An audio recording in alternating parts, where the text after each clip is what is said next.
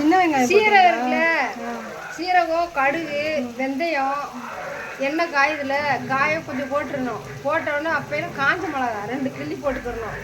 கிள்ளி போட்டு அதுக்கப்புறம் நான் வெங்காயம் போடணும். அதெல்லாம் வெடிச்சதுக்கப்புறம் வெங்காயம் போட்டு, வெங்காயம் பொன்னேரம் ஆயிரும்ல, ஆனதுக்கப்புறம் தக்காளி போடணும். தக்காளி போட்டு நல்லா வதங்கிடுதுல, இந்த வதங்கிடுச்சுல தக்காளி, அதுக்கப்புறம் இந்த பூ இருக்குல்ல, இந்த பூவை போடணும். அதை போட்டா இருக்குல்ல, பூவை போட்டோன்னா நல்லா வெந்துடும்.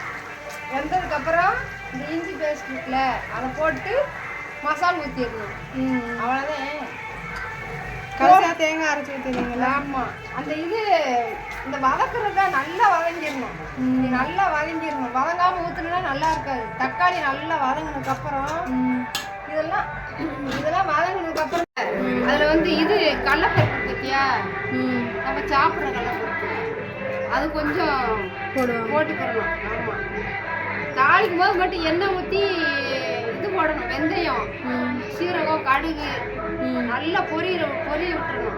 எண்ணெய் காயும் நல்லா பொரிஞ்சிருங்க.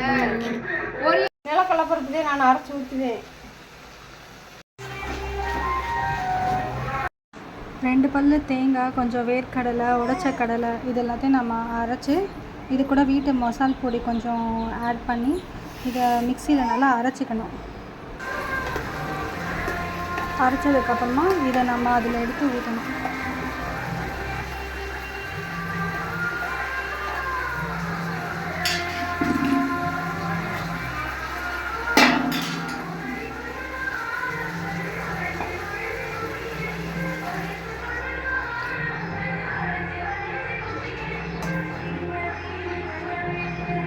இந்த வாழைப்பூ குழம்பு நல்லா கொதிச்சு வந்ததுக்கப்புறம் கொஞ்சம் சிம்மில் வச்சுட்டு அப்புறம் ஆஃப் பண்ணிடலாம்.